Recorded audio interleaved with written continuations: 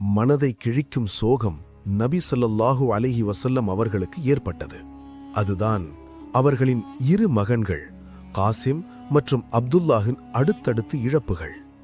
அவர்களின் இறப்பைக் கண்டு அபூ லஹப் மற்றும் குரைஷ் போன்ற எதிரிகள் மிகவும் மகிழ்ச்சி அடைந்தனர். அவர்கள் ஊருக்குள் போய், இனி முகமது பேர் மறைஞ்சிடும் மற்றும் அவரை அப்தர் அப்தர் என்று கோஷம் அழைத்தனர். அப்தர் என்பது சந்ததியின்றி அழியுபவன் என்று அர்த்தம். இவை கேட்டு நபி ஸல்லல்லாஹு அலைஹி வஸல்லம் மிகவும் வேதனை அடைந்தனர். அப்பொழுதுதான் வானத்திலிருந்து அல்லாஹ் சூரா அல் கௌசர் வசனம் இறக்கினார்.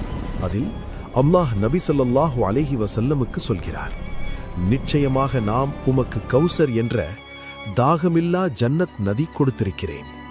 ஆகவே உமது இறைவனுக்காக தொழுங்கள், குர்பானி செய்யுங்கள்.